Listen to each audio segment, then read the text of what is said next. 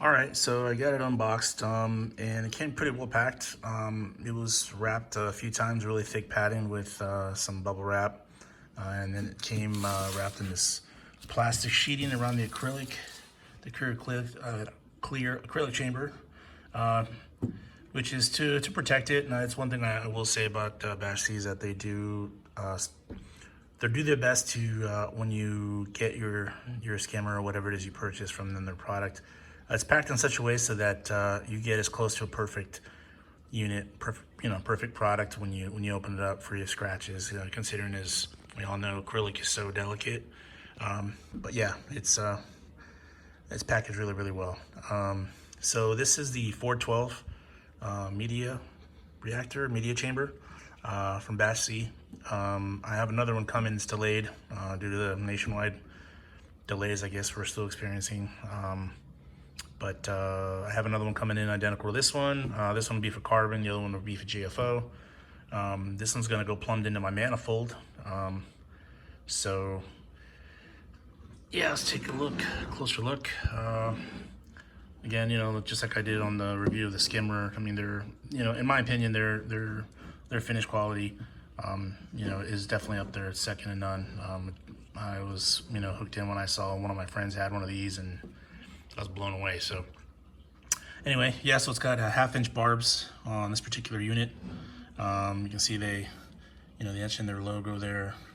You got your in and your out labels. So it really makes it for an easy install, which is, definitely appreciated. So I already loosened these thumb screws, and it's pretty much keyholes, so you can clock it, counterclockwise, and the lid comes off. But yeah, I mean, just, you can just see like it's just really good quality stuff. Everything's really well put together. So that's definitely, again, something I appreciate. Just like with their skimmer, their media chambers also come with a really good size O-ring, so you get a really good airtight seal, no leaking. Yeah, and then let's pull the I guess what's inside the canister itself, or the chamber. So it keeps the media in place. Yeah, it looks really solid. That looks like it's meant to allow water to pass through, and it's also to, I guess, space it so that when you put it in the chamber, it stops exactly where it needs to, which is kind of cool. I'm not really sure what their process is or how they manufacture these, but the tolerances are pretty tight because when I pulled it out right now, comes out easy enough, but it also feels like it's going to be really sturdy and keep the media in place, and also allow the sponges to remain in place and easy to put in straight. But yeah, I mean, it's pretty self-explanatory. It's got that looks like an O-ring they put in place, so you can kind of lower it or raise it depending on how much media you plan to use. And it's, again, pretty tight fit, so once you set it, that's where it's going to stay. And then it allows a stopping point for the foam on the top, so that it goes in and stops straight. So yeah, again, I mean, their quality, is kind of why I'm going to be a repeat customer and buy some more of their products that I have my eye on. So, to each his own, I say, and this is what I'm going to make my own. So I'm going to be plumbing it in with this black vinyl tubing from my manifold to the unit. It's just going to allow more flexibility. I don't really see the point of having the hard line in. I may not, I don't know. But for right now, I wanted to go with something that'll look cool, kind of go with the theme I got underneath in the sump. But yeah, it was from Amazon. I think it was like $7 or $8 for like 20 feet. So it's not bad. So yeah, I'm gonna get this ready to set up, and I'll be right back once I'm underneath the sump. Okay, so I'm back. Pretty much didn't do a step-by-step on the install, just because kind of on my own and don't have anybody help me with the camera, and that's kind of pointless to do with one hand. But anyway, there's the media chamber up and running. It's got the carbon in there. It was, again, self-explanatory. Putting the carbon in there, obviously you put the tray back in there with the foam, you stack up the media, and then you set that there's a O-ring that I set the level that I want it to be at, set the foam, and make sure it holds it in place. As I said, I got the black vinyl tubing running to the back of the stand, so it's pretty much running off my manifold right there. I'm going to be tidying up that install with some clips to kind of manage it and make sure it goes straight across the back. But it's basically running off that ball valve there, runs along the back, and I'm controlling the flow here at this ball valve.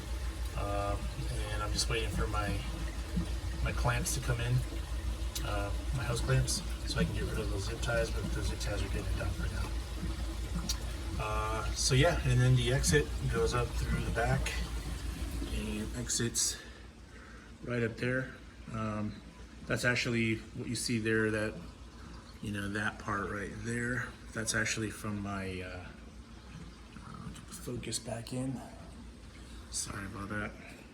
But yeah, that part's from the UV sterilizer, and just to the right of it is the carbon. That's coming out of the reactor. So I figure taking it off the return there, feeding it through the media chamber, and then back into the tank. I didn't see the point of pretty much dumping it there into the return, and it's just going to cycle over and over again, and it's just not going to be efficient. So I decided to go that route. But yeah, the installation went really smooth. I mean, it's, like I said, pretty explanatory.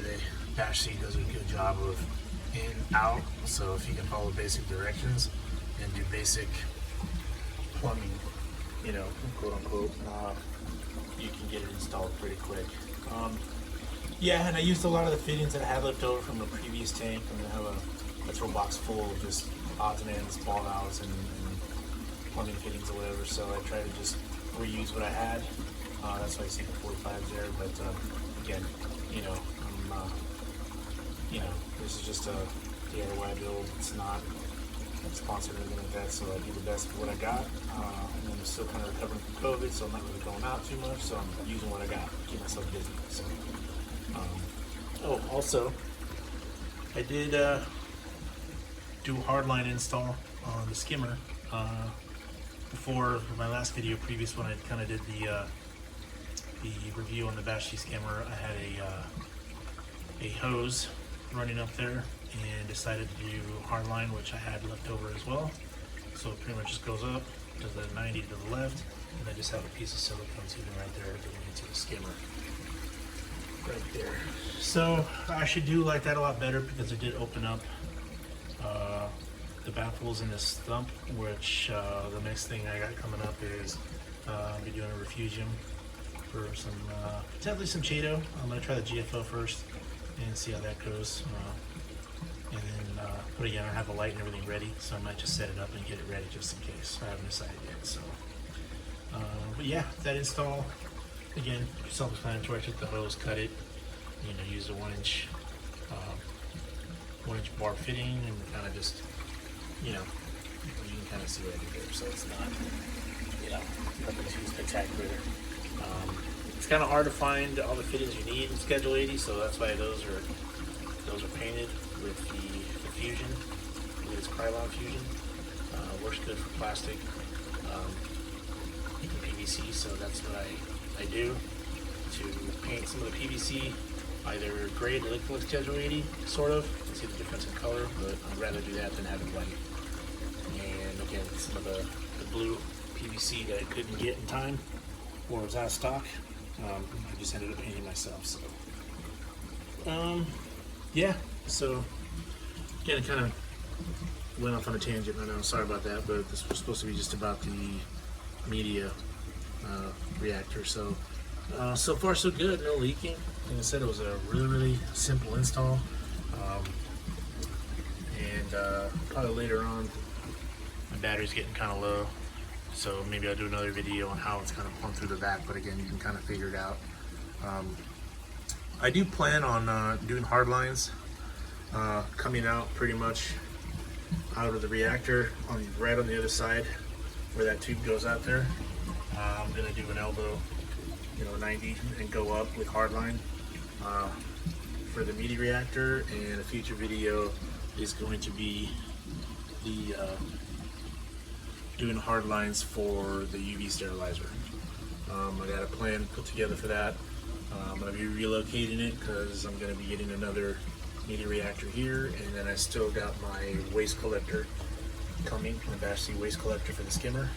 It's supposed to be here Monday.